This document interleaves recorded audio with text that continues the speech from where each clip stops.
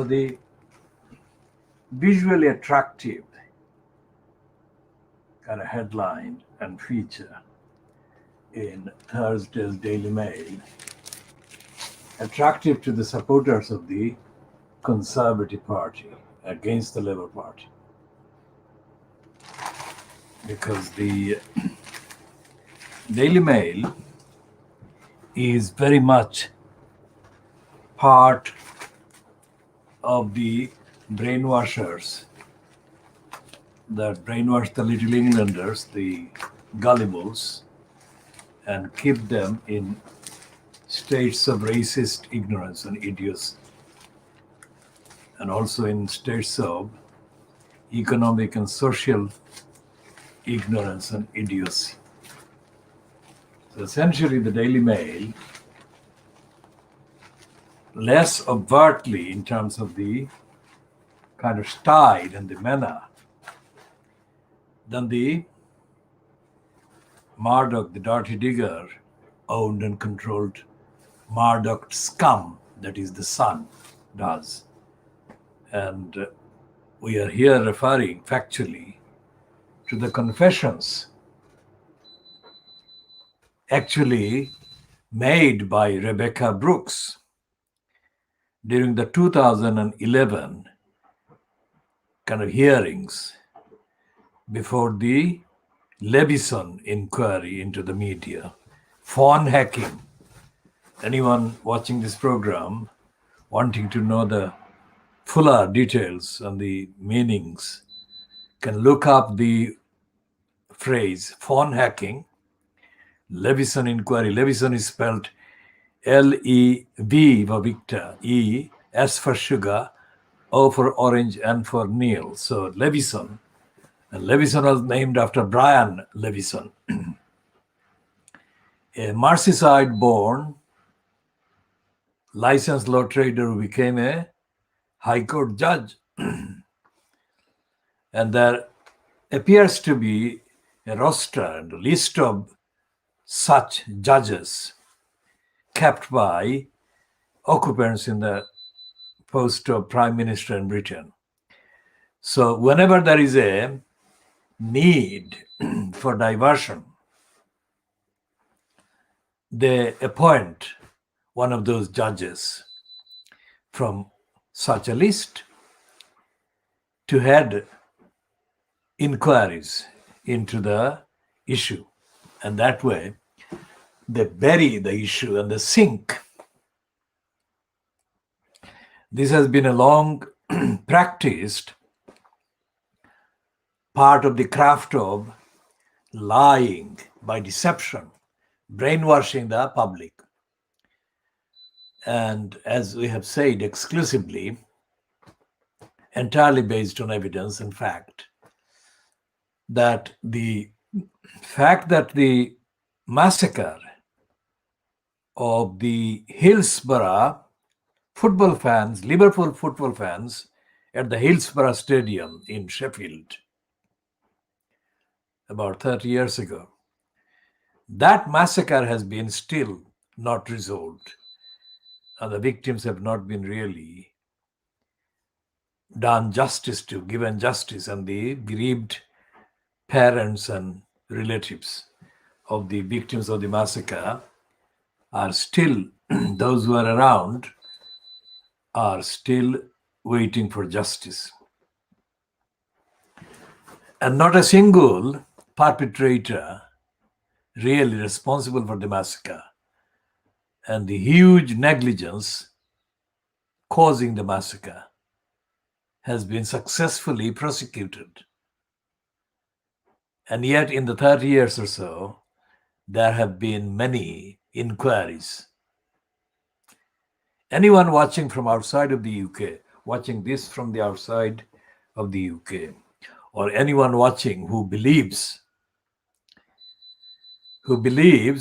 in any way that there is a kind of inherent due process and justice involved in the British legal bureaucracy needs to look at the evidence and really intelligently and independently look at the evidence of the conduct and the behavior and the role of the judiciary. It is a corrupt one, absolutely corrupt. So when we say licensed law trader, which is a phrase we have devised, originated independently, we refer to barristers and solicitors and to, in effect, to legal executives. These are all licensed by so-called professional kind of bodies. In the case of these so-called barristers, there are 4 ins of code. In, like INN, in. Look up in and you will find the historic kind of meaning. So the 4 inns of court in London are Lincoln's Inn, Gray's Inn, Inner Temple, and Middle Temple. These are the 4 inns of court, which are still brazenly being used and exploited as sources and names and mediums, if you like, or brainwashing the millions brainwashed in the subcontinent. For example, one of the South Indian films, or Indian films, or the Tollywood, let's say, Telugu, or whatever the original language was, the actual kind of dubbing was in Hindi. And so therefore it doesn't matter whether it was in Telugu language or in the Malayalam or Karnataka or whatever other languages they used in the original. The main actor who played the main part is somebody called Mahesh Babu. And he played the part of the Prime Minister or Chief Minister, let's say, in one of the films. And he spoke in English in the alleged parliament, and he spoke in English with reverence to the British model or English model. Regarding the delivery and the pronunciation and the accent, we can make allowances for that because he is Indian and he's not kind of educated or schooled or whatever in England. So his accent can be justified, whatever accent he came across with. But what is unjustifiable and absolutely disgraceful of the script writers is to give that kind of venerable status to the British or the English model. And that is what happens. And there have been other kind of less extensive but other reverential references to barrister. It's not just in the South Indian films that the barristers are venerated, or the image of the barrister is venerated. The barrister is venerated in the subcontinent in real life. In fact, the so-called higher courts in Pakistan, in India, in Bangladesh, the 3 countries that constituted the subcontinent under the East India Company for 190 years, they still, in real life, all these countries and jurisdictions, so-called, treat, quote, barrister as automatically signifying not only superior knowledge about the law, but morally high, her highest level of kind of personality linked to it and arising from X or Y being a barrister. Such is the sick-making reverence shown to the term barrister in Bangladesh, for example, or among the Bangladeshis generally, that this term is added by even those who don't practice as lawyers and don't have practicing certificate from the given in of court. And such fraudsters are operating in London among the Bangladeshis in the UK. They are listed as having been called to the bar, but they don't have practicing certificate. So they can't practice as barristers or as lawyers. But the word barrister is very much prominently displayed with their name. And most of the barristers that we have factual, evidential knowledge of are ignorant about the law. Basic legal knowledge is not there. And that applies to those who are operating as fraudulently operating as quote barristers in Britain, as well as those and their counterparts operating in Bangladesh. And the same applies to many, not all of them, because of the numerical difference in the demographies and the sizes of the demography in India. And in Pakistan, the barrister is a word. It is a kind of capital word. That is to say, it is something that is used as an asset. But when you look at the actual behavior of those operating as barristers, they're not operating for justice, they're not operating for rights, and they're most certainly not operating independently of the corrupt state in which they so-called practice. Now, there are various reasons for this. The first and the foremost reason is that most of the 20th century, late 20th century, well, first half of the 20th century, let's say, when the two parties, the Indian National Congress and the Indian Muslim League, let's say, operated, leading to or prior to the August 1947 changes. I'm calling these changes because I don't believe, absolutely based on evidence, that after August 1947, any of the countries, India or Pakistan, up to 1971 and since 71, India, Pakistan, and Bangladesh, any of the countries has established the values and principles of independence, freedom from colonialism.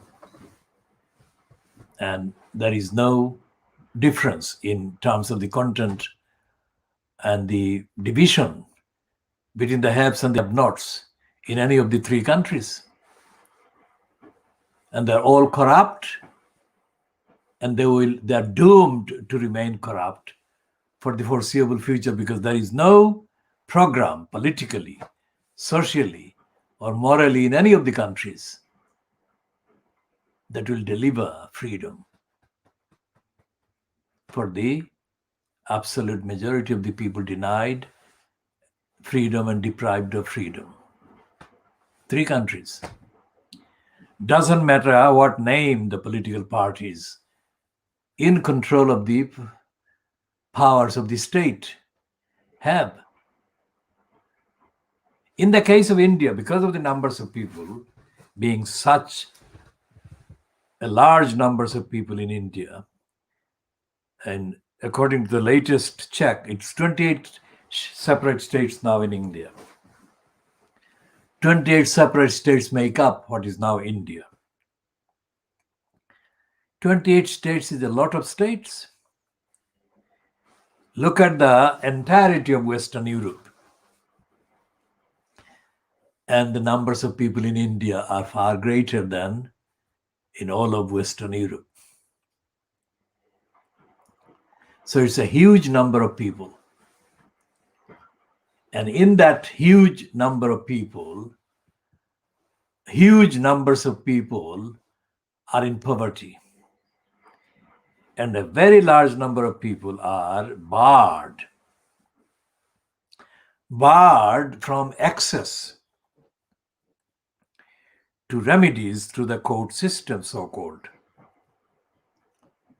Absolutely stunningly huge numbers of people are in effect condemned and consigned to exist in subhuman conditions in terms of poverty and deprivation and denial of rights. And the vast majority of those are called Dalits.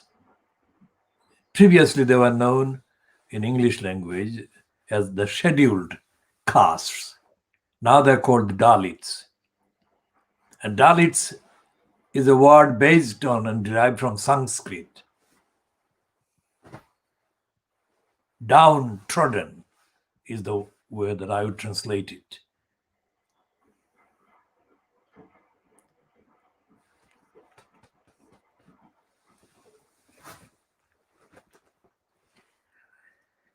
And the conditions of wanton, brazen dispossession suffered by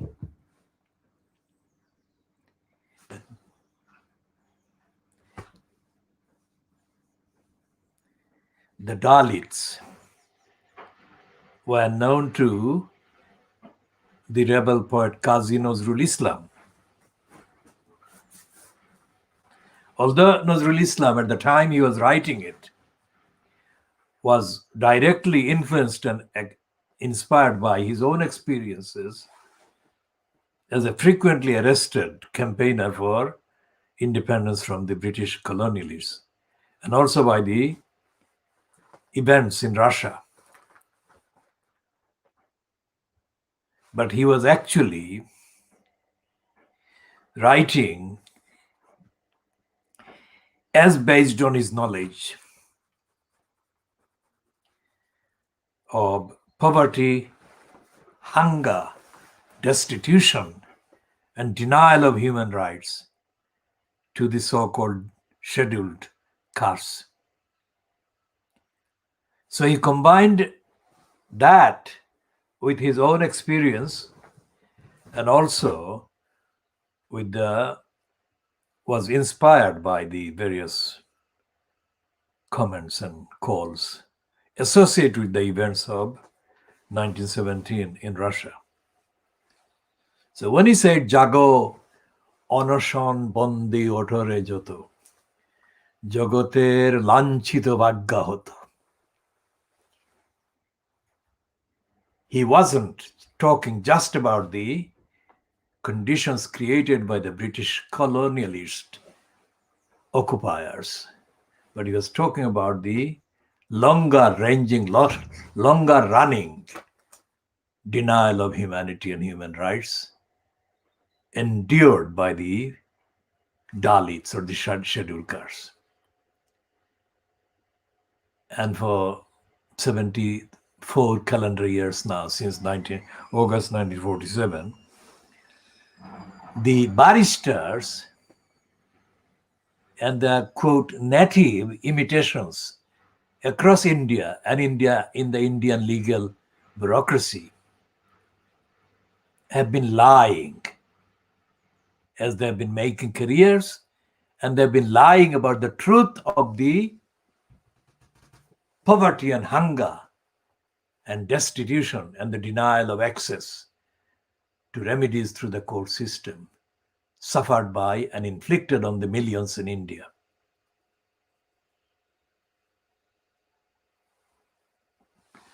So Tony B. Lyer is also a barrister, licensed law trader, as his wife, Cherie B. Lyer. Her father's name is Booth, so she styles herself as Cherie Booth. It's a pseudo, that is artificial separation of her name and identity from the name of her husband. Because Cherie Booth was one of the recipients of early platforming by the Labour Party. And she was promoted as a parliamentary candidate. She lost the bid or bids that she actually made, but she was promoted as a suitable candidate, not because of her morality or her ethics or her personal kind of practices, personal behavior or conduct, whatever. She was solely able to get that position or position herself in that post or on that kind of platform, prospective parliamentary candidate. Sometimes it is called PPC, prospective parliamentary candidate. She didn't get into the parliament, but it would have made no difference for the better whatsoever. The people in the so-called red walls, to use the phrase being used today by the daughter of an Indian man who married or had a child called Lisa Nandi with a white woman in Britain. And his name is Deepak Nandi. He comes from the West Bengal. The daughter, Lisa Nandi, is now the shadow foreign minister in this country. And she comes from a constituency, parliamentary constituency in the north of England. I think Wigan. Wigan is connected with the Wigan Pier written by George Orwell, but nothing to do with Lisa Nandi. And Lisa Nandi is in Keir Starmer's shadow cabinet, not because of her morality or ethics, but she is a corrupt, opportunist careerist who took a stand against the pro-EU parts of the Labour Party. And she styled herself dishonestly as an advocate of the rights of the English. She actually resembles most of the Labour Party typical MPs that have been MPs in the last 70 years, 75 years. Typical MPs. They are liars and they're fakers and they lack the substance, political substance, and they lack all ethics and morality. Lisa Nandi has hit the news kind of headlines today by typically, predictably plunging her name into the headlines, into the news streams, by pegging the whole exercise to the inauguration in Washington, D.C. yesterday of Joe Biden as the 46th president of the USA. That is typical Lisa Nandi. Anyone who has studied her record and studied her utterances over the last 10 years will know that she is very artificial and fake. And she is a craftier operator among the ethnicity-linked members of parliament on the current kind of crop, if you like. She is craftier than most, but she is not the craftiest one. She can be compared, disregarding the party kind of separation, she can be compared with Priti Patel, who is the interior minister currently in the Boris Johnson-fronted cabal, a conservative. But there is ethically and morally really not much to distinguish or differentiate between Lisa Nandi and Priti Patel. So Lisa Nandi has said or written words to the effect that Joe Biden is a woke guy. Now, the woke and the guy don't normally mix because woke is a pejorative word devised by the racists and the far right fascists in this country who cannot call anti-racists as a kind of bad thing, because if they have to condemn people who oppose racism and then say words like anti-racist, I don't like anti-racists, or I don't think anti-racists are doing the country any service, then their hateful racist message will not get across. But devising a completely stupid word like woke, which doesn't itself contain any reference to opposition to racism, the racists have created a diversion that to most of the gullible people, ignorant people, not educated and intelligent or alert about linguistics and language and nuances and so on. The most of the people are gullible people. And once the gullibles are kind of introduced to woke, whatever the meaning, they don't care.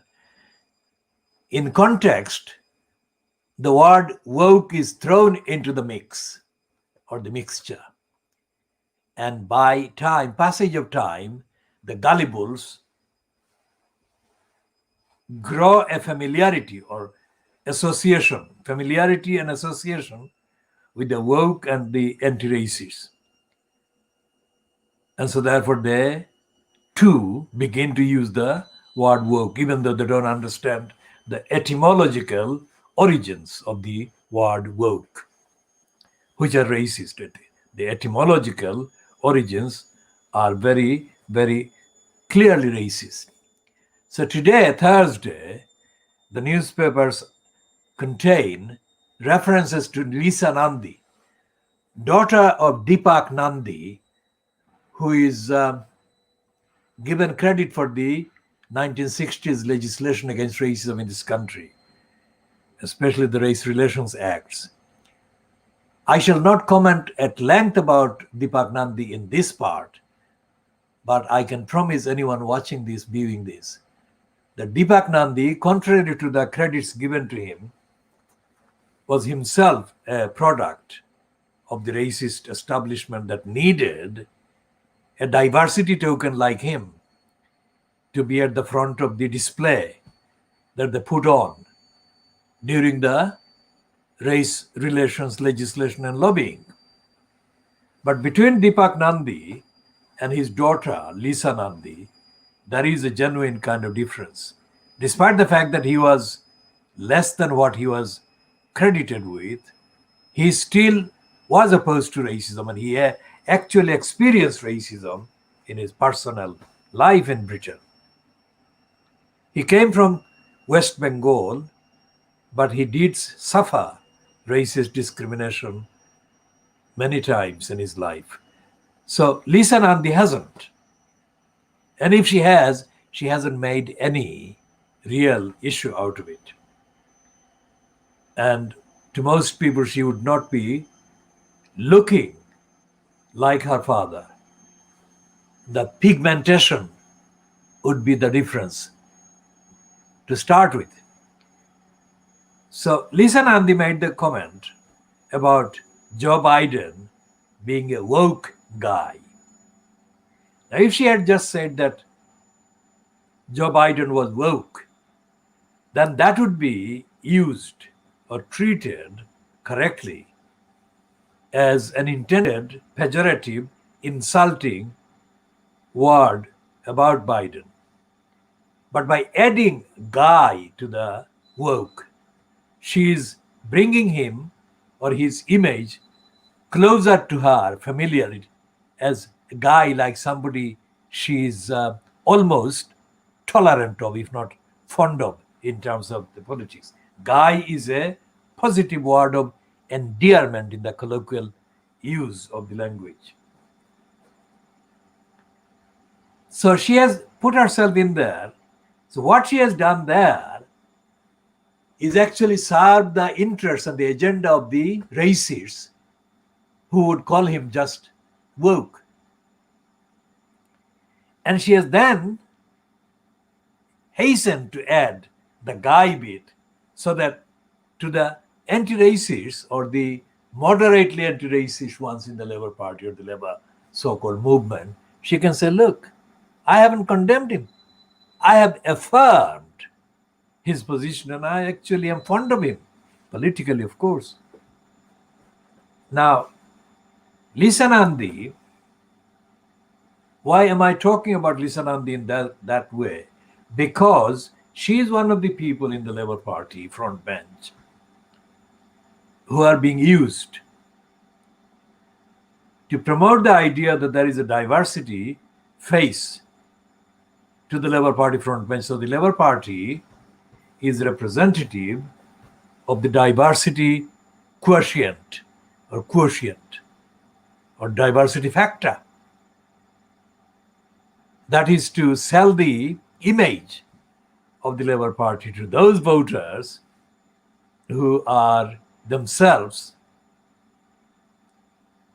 convinced that the British political party and political system does not represent African origin people or Asian origin people or people from Asia or Africa who are settled in this country. Either born in this country or born in Africa and Asia, born like Deepak Nandi was born in Asia, in Bengal, West Bengal.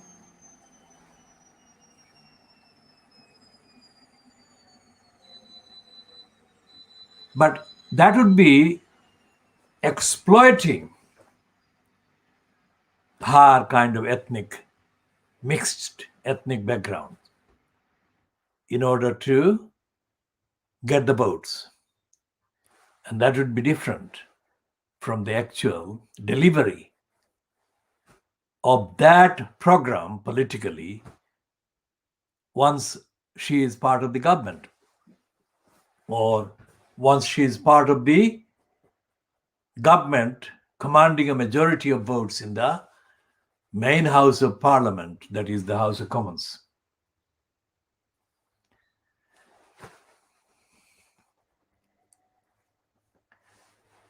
And that would not be the same thing as her being part of the leadership, leading the way for establishing those values for which the Labour Party was established more than 100 years ago.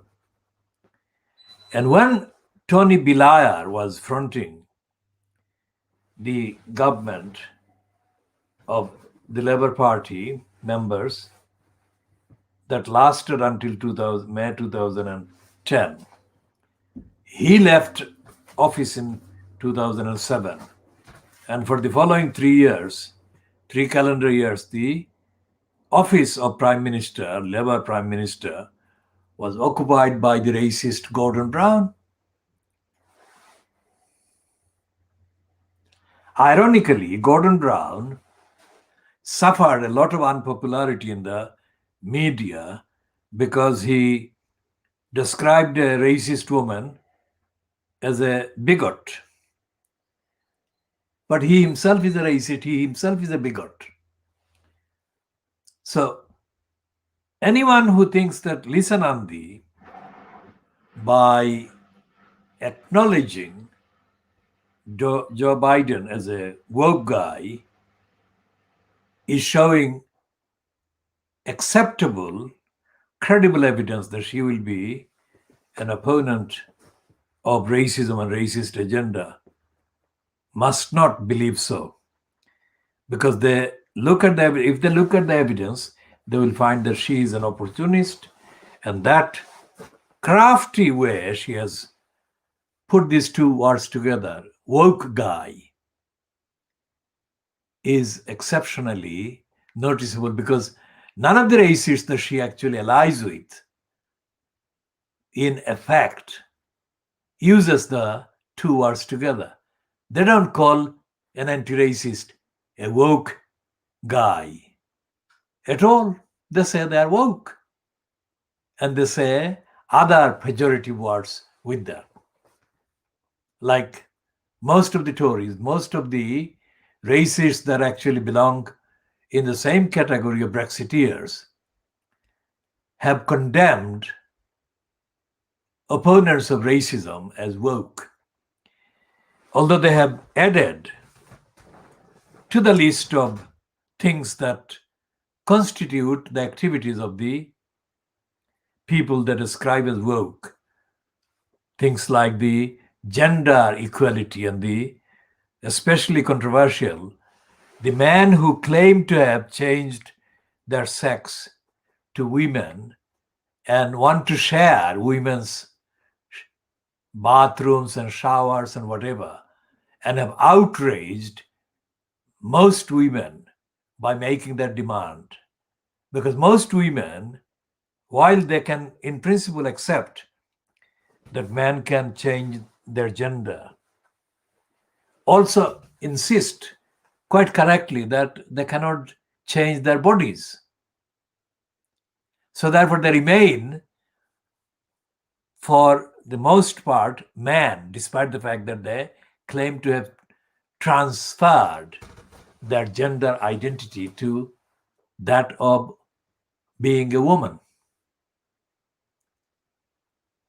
So that is the kind of smaller, numerically smaller part of the debate that is going on about the identities of men and women in this society, and that is now being treated as an area where those who oppose the sex changed identity claiming people the recognition that they deserve according to their own statements, those who oppose that, because they say, the opponents say, that despite the fact that they say that they have transferred their identities or changed their identities, physically they remain male as before, with probably insignificant modifications, whatever those details are.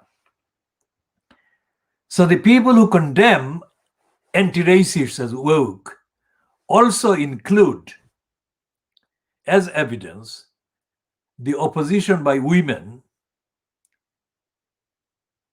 and mainly women, to the claims of the transgendered or transgendered people who say that they're no longer men because they claim to have become, in terms of changing identity or perception, they become women. So the main area of activity is in racism. And those who oppose racism are called woke. And today, one of the former conservative ministers has poked his face above the parapet and has joined the debate or the references to Joe Biden. Because the conservatives are correctly worried about the alignment between the new Biden administration and the British Labour Party, because that is likely to be the direction in which Joe Biden will go. And the conservatives are worried that that will undermine the conservatives. They deserve to be undermined, but that is where it is going. And so therefore, Ed Visey has joined the conservatives, commenting on Joe Biden's political tendencies. And he has called him just woke, not woke guy like Lisa Nandi has. But Lisa Nandi and Ed Visey are essentially on the same side. Because anyone who is opposed to racism would never call an anti-racist a woke person, because Woke, as I said at the beginning, is based on racists need to avoid being called racists in the terminology. So they have dishonestly devised this unheard of word, woke. And they have been busy explaining what they mean by woke. So Lisa Nandi, being a member of the Labour Party frontbench and imposed as the shadow, that is to say, alternative foreign secretary or foreign minister, in the shadow cabinet fronted by Keir Starmer, Lisa Nandi is lying. And she is not representing opposition to racism. She is not talking about the actual extent of racism in the Labour Party, either as a political party or in the UK as a society.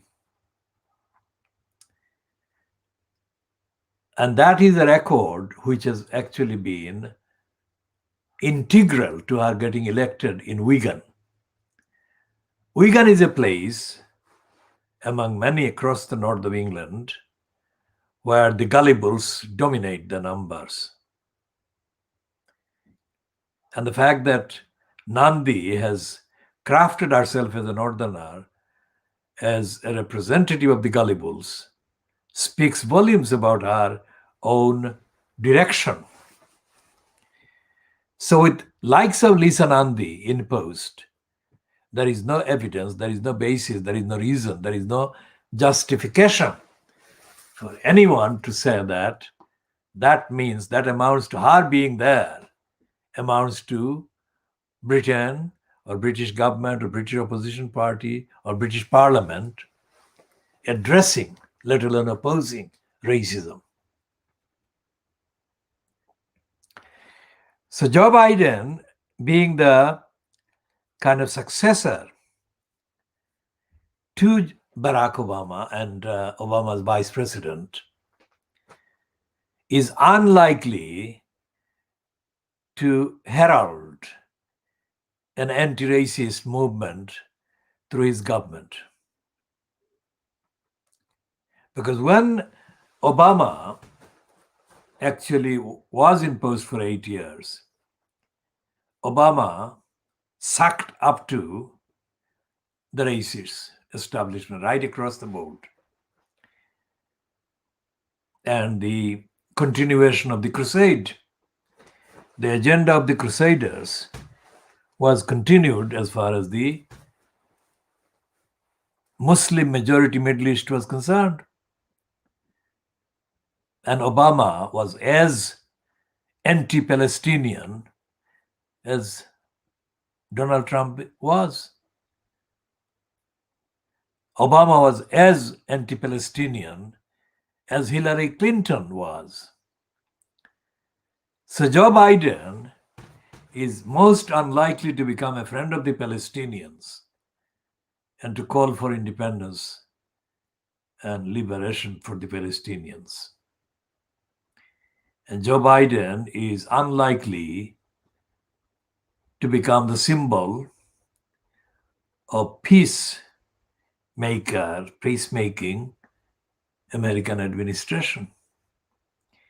Joe Biden will use different phrases and phraseology, but he will pursue the same agenda.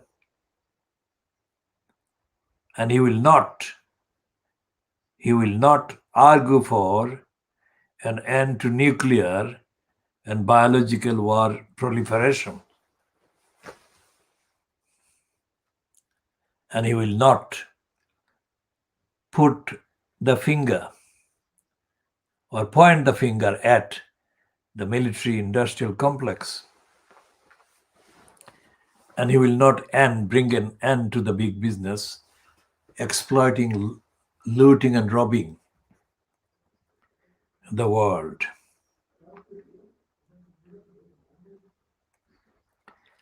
So what we are looking at in the newspapers today, this is the summary of what I have been saying. The summary of today's newspapers is this. And this is a completely shallow kind of headline on the front page of the Times today. Time for unity. I mean, who can be possibly against time for unity?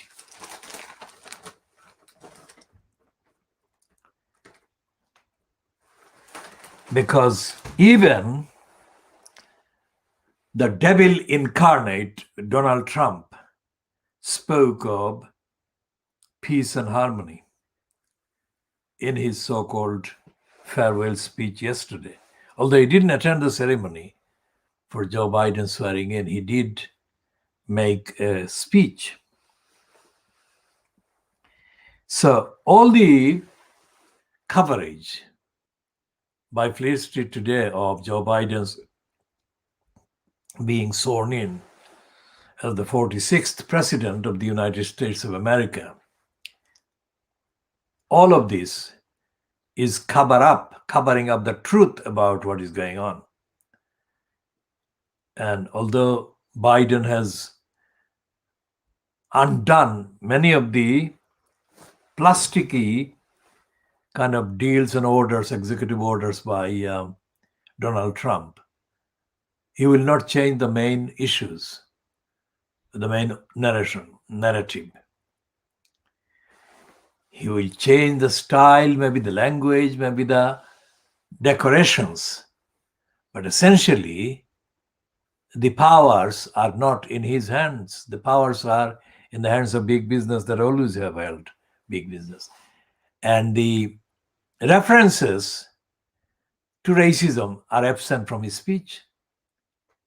Race and racial do not equal, do not equate to, do not match, do not represent racism.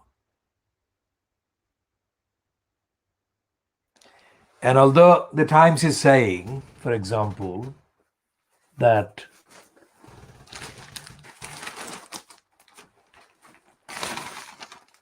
time to end this uncivil war, this is a kind of empty. And this is a history about Kamala Harris.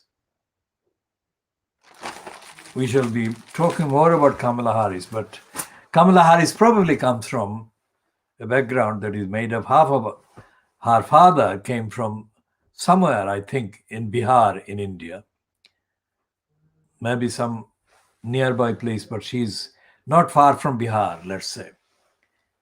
And her mother came from the African backgrounds in the Caribbean.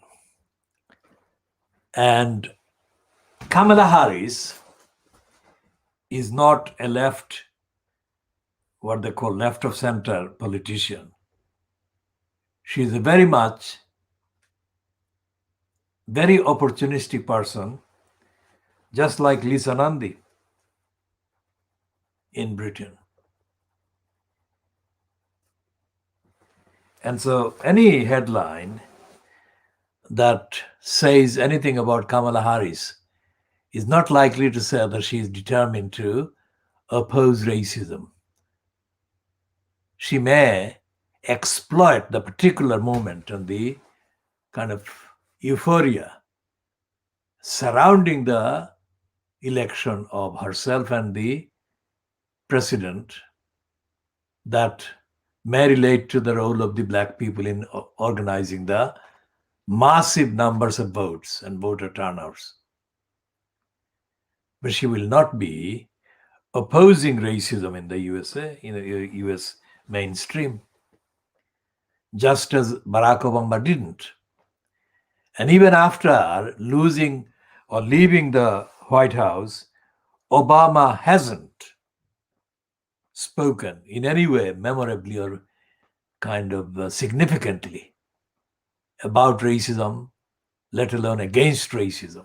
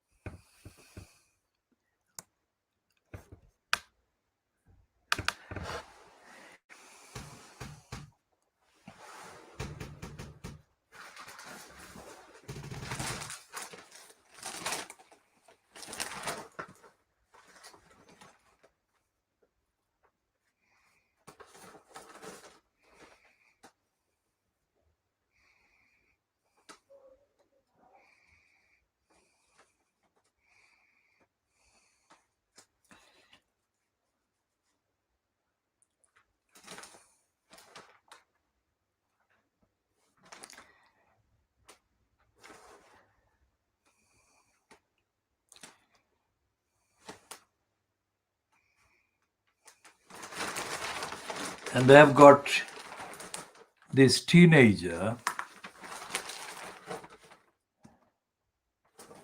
well, now age 22, teenage youth poet, Amanda Gorman,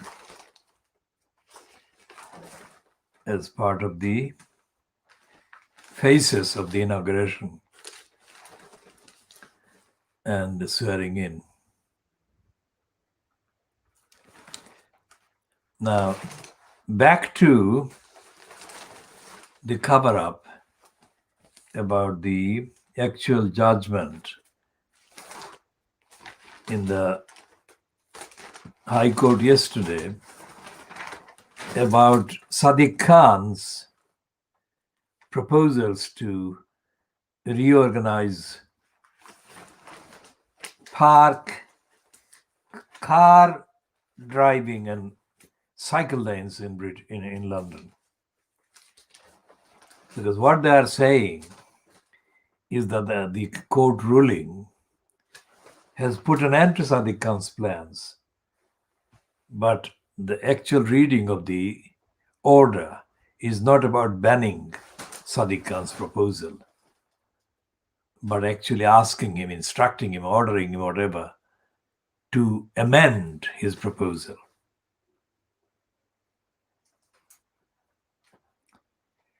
And back to the COVID-19 situation in Britain, because most of the main space in today's Fleet Street has been given to what is happening in Washington, what happened in Washington with Joe Biden getting in. Ready, steady, Joe. That is what the I newspaper is saying as well. So we shall be talking about other issues. This is the Daily Mirror.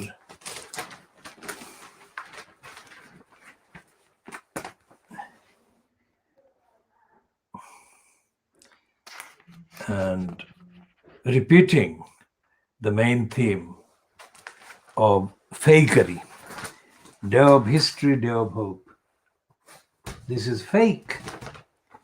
All fake, because this is not actually ending. The main culture, the main racism, the main injustice. And the Star is saying something comical, that one. And the Star is following its current recent trend of making kind of humorous headlines.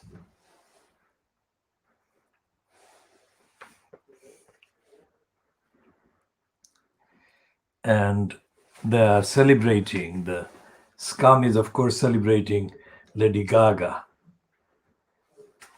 to the task that they are very dedicated to. And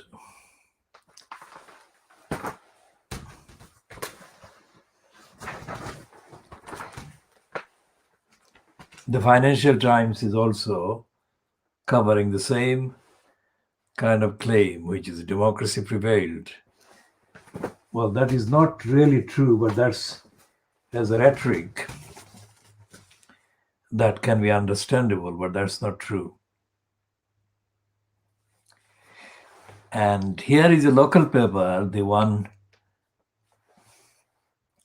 that says it's a paper that contains news from Chingford, Walthamstow, Wanstead, Woodford, Leighton, and Leytonstone.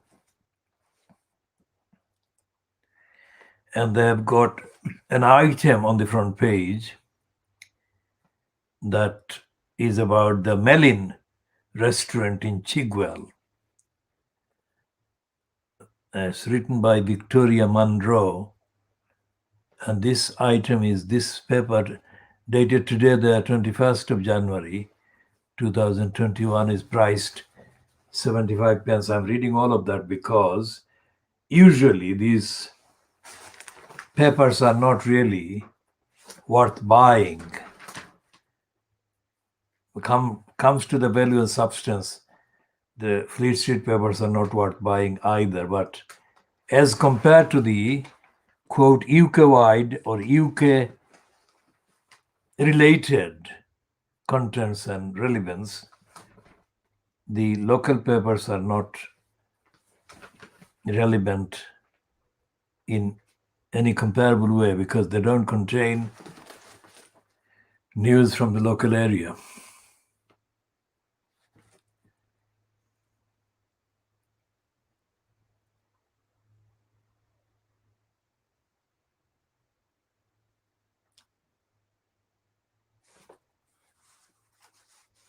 And they've got no real original investigative pieces in there. Just read it.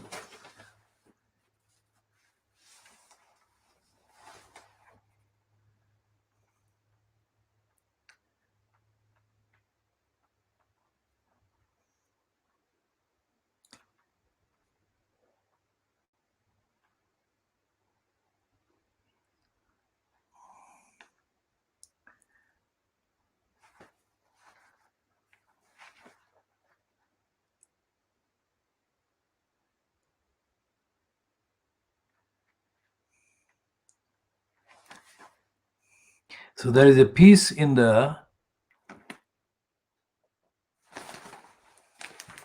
local Guardian for Northeast London. It's headed "Hate Crime on Buses Increases." It says hate crime, but actually talking about racist crimes. So the fact that it doesn't call racist crimes, but hate crime, gives away the mentality of the paper's editors or people who wrote the headlines, similar to that of the people who have devised the word woke. They don't want to acknowledge racism happening, and any kind of excuse or pretext or diversion they're happy to use in order to deny the fact of racism happening.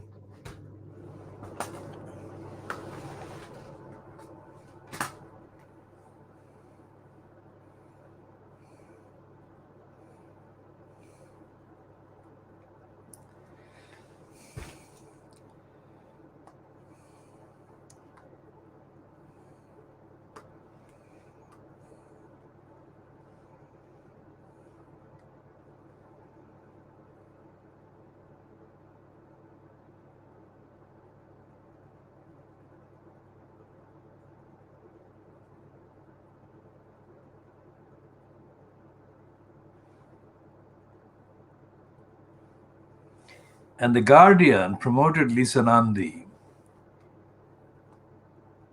in March 2020 with the headline, "Is refreshingly untribal Lisa Nandi Labour's best hope?" They were promoting her bid to become leader of the Labour Party. And that is the whole point. She is not treated truthfully. She is promoted as an exhibit. Here is part of the exhibit. Nandi was brought up in a family that pushed for change. Her Kolkata-born father, Deepak Nandi, helped write Labour's Race Relations Act, which is what I said before. Her mother, Louise Fitzwater Walter, produced hard-hitting documentaries for Granada, and her maternal grandfather, here it goes, Lord Byers, was the leader of the Liberals in the House of Lords. She insists she was the non-academic one of the family. Her sister Francisca went to Oxford, while she went to study politics at Newcastle. But home was always a fulcrum of debate. Balbir Chatnik, who is still Centrepoint's head of policy, said Nandi had been really passionate in trying to change the rules on homeless 16 and 17-year-olds stuck in bed and breakfast accommodation. Kathy Evans, who was head of policy at Children's Society, gave Nandi her next job in 2005. And remember, she was very good at building relationships with people she disagrees with. She's got great spirit. I think I probably spend more time disagreeing with her on matters of policy than most of the rest of the team. But disagreeing well, if that makes sense. Disagreeing in a way that was always thought-provoking. In Wigan Town Hall, Smith and Nandi disagreed often. Now he thinks she's got her priorities all wrong. He despaired when she became mired in controversy after signing a pledge from the Labour campaign for trans rights that vowed to expel members of some feminist groups from the party. She's made it clear during this election what she thinks about LGBT rights, but not HS2. HS2 is much more important, said Smith. Now, that is a rare admission by The Guardian. But essentially, this is a piece promoting her. Lisa Nandi is being promoted in that piece. And that incident about the difference between LGBT and HS2 actually captures the artificiality of Lisa Nandi. I have mentioned before reading this piece in The Guardian online piece dated March 2020. I said that she was engaged in the woke, anti-woke elements in the gullibles population. And she is not actually substantial, significant. I say she's shallow and artificial. The fact that she doesn't think HS2 is a serious problem gives the game away. Lisa Nandi is fake.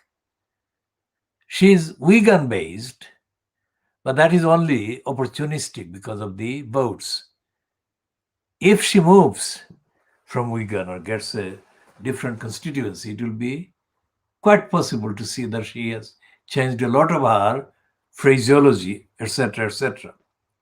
What I'm saying is that Lisa Nandi is not intellectually fit for purpose, and she is not morally fit for purpose, and she is not ethically fit for purpose.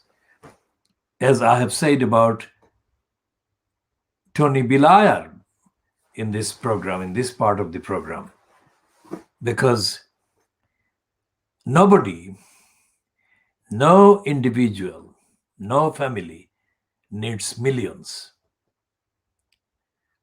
And especially in the context of millions of people in Britain itself, in England itself, struggling below poverty line. No politician, no politician's family, no politician's spouse, whether they're single or they're in a relationship or they're a couple, nobody needs millions after their basic housing and basic kind of accommodations are covered. Nobody, of course, needs the palaces that the Daily Mail has reported today being created by Vladimir Putin in Russia. Nobody needs an island of their own. So the fact that Tony Blair and his family members, except his licensed law trader daughter, whose wealth has not been fully accounted for. So between them, it would be possible to see that Tony Bilayar, Bilayar, and their two sons and the daughter, between them would be worth several £100 million of disclosed, identifiable wealth. So until Bilayar, let's start with him, because he is the one who has made the latest foray into the headlines about poverty in this country and the hunger and the children suffering poverty and hunger and food shortage. Why doesn't he make, let's say, 3/4 of his available wealth available to causes that actually deal with poverty? Why doesn't he make available money for the housing of the homeless people? Some of the questions. And the answer I gave in the previous part was that Tony Bilayar forced John Prescott to in turn force the Tower Hamlets Council to give away thousands of council properties to the gangsters of Poplar Haque and Tower Hamlets community housing. That was the agenda, transferring wealth from the reach of the most needy to away from their reach and to the market, which is what is happening with the properties. So the Labour Party has not delivered Labour government through Tony Bilayar that carried out the founding aims and purposes of the Labour Party that was founded more than 100 years ago.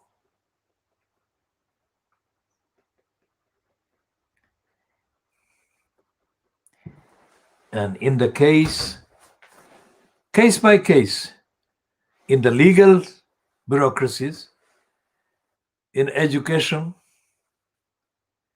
in employment, in the field of social kind of rights, in the access to the remedies through the court system,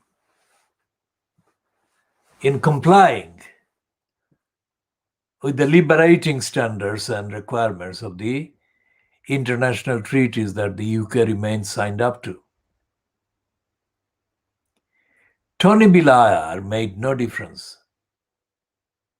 in any field, any part.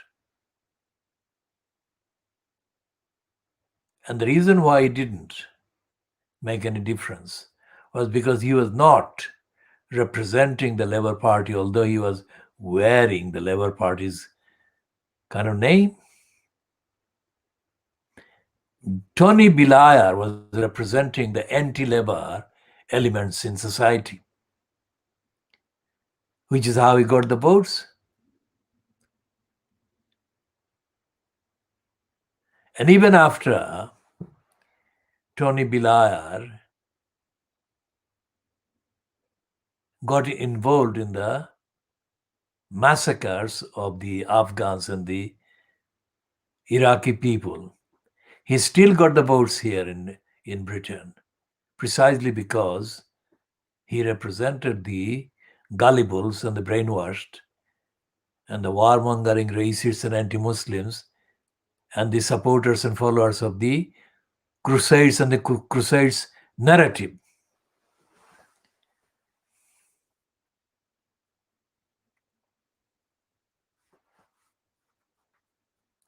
So there is nothing in the system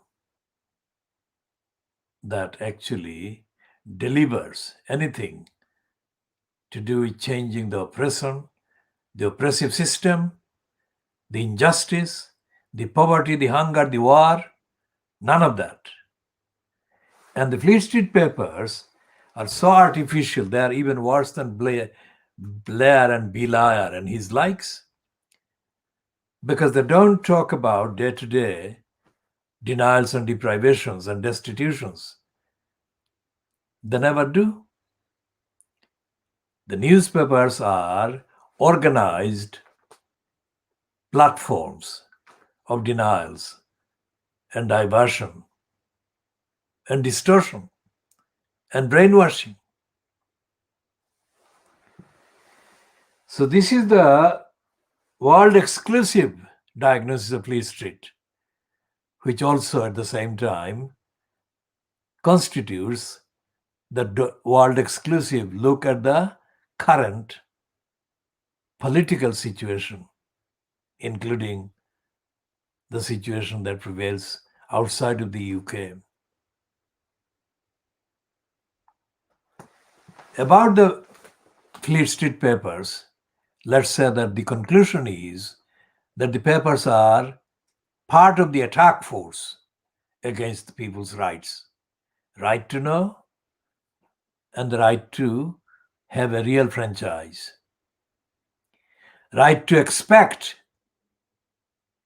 those they vote for to deliver service that the people need. The Fleet Street newspapers are not talking about the founding values of the Labour Party today. They never do, they never have done. And they have not done anything today about the founding purpose behind the National Health Service. And so they're empty there, and they're actually covering up the emptiness by organized copy and text of lies and diversions and denials.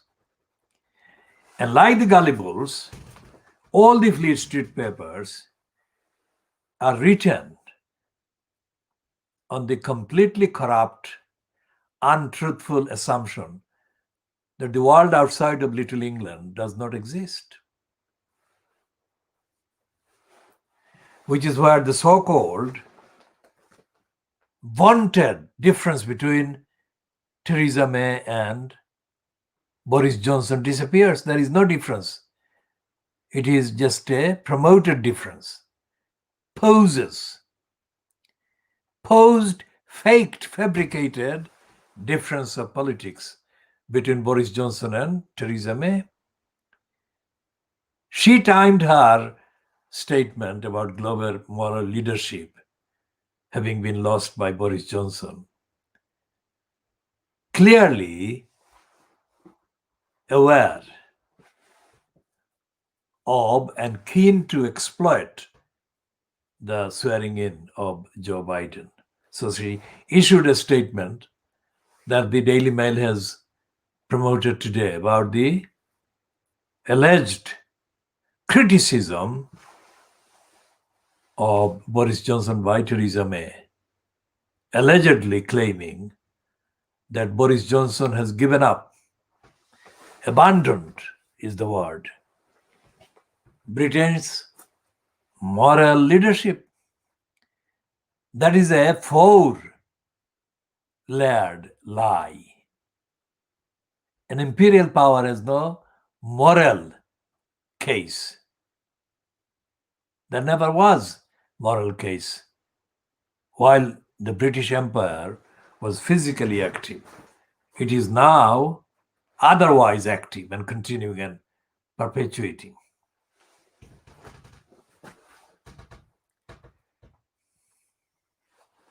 So what happened with the global moral leadership is the fact that Johnson, said that he would renegotiate or distance himself from the deals or the negotiations or the agreements made with the European Union. And she said that was, against the British moral leadership.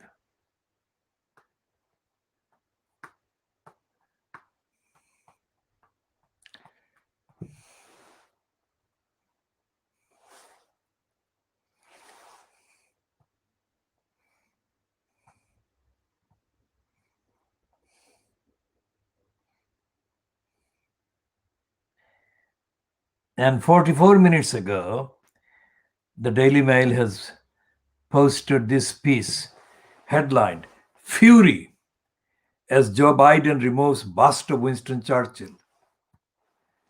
And what the Daily Mail is saying in this piece, we have already discussed that, but let's kind of get an update by including what they are saying. They've posted this at, they've updated this at 17:18. So 14 minutes ago. This is 17:32 GMT, so they updated it at 17:18 GMT. And the headline is Fury as Joe Biden removes bust of Boris Johnson's hero Winston Churchill from the Oval Office and replaces it with RFK, Rosa Parks, a Latino American civil rights activist, and Martin Luther King. A transatlantic row is brewing, says the Daily Mail Online, over woke Joe Biden's removal of a bust of Winston Churchill from the Oval Office 5 years after Barack Obama provoked a storm by having the British leader's image moved outside his office. Biden's new look Oval Office has introduced several new busts, including civil rights leader Martin Luther King, Rosa Parks, and socialist Latino Union leader Cesar Chavez, who sits proudly behind the president's chair. However, some critics worry that removal of Churchill is a snub to the UK and signals a further dwindling of the so-called special relationship after it was started in World War II by the legendary British Prime Minister, by which they refer to Winston Churchill. And the next line says, Churchill has also recently been targeted by Black Lives Matter activists in the UK who called him racist and defaced his statue outside the Houses of Parliament in London. And so it goes on. How dare the woke Joe Biden remove Churchill's statue? How dare Barack Obama do what he has been accused of having done? Remember, this same person, Churchill, is the subject of a series of documentaries made by Shashi Tharoor. Shashi Tharoor is a former Assistant Secretary General of the United Nations while he's a Congress member of Parliament in the UK, in India. And as a Congress member, he was a representative of the Indian government to the UNO for a number of years. So Shashi Tharoor is back as a legislator in India now, but he has been engaged in publishing a lot of claims about how Winston Churchill caused the genocide and the genocidal massacre of millions of Bengalis in 1943 by diverting resources from their needs and to the needs of the British war kind of tactics and strategies. So Winston Churchill is being called a racist not just by British protesters, but he is evidentially being shown as the causer of genocide of millions of Bengalis. Now, the genocide is not recognized otherwise. The British have not recognized the genocide. The British government, that is, not the ordinary people of independent thought, not the gormless and the gullibles, but the ordinary people, those who are conscientious and thoughtful and thinking. The fact that Winston Churchill is being revered in the Mail online piece today, and the act of Joe Biden's removing Winston Churchill's statue from the Oval Office is being mentioned, with Biden being described and called a woke. That shows the definition, that shows the origin of the word woke that I explained before. We shall be continuing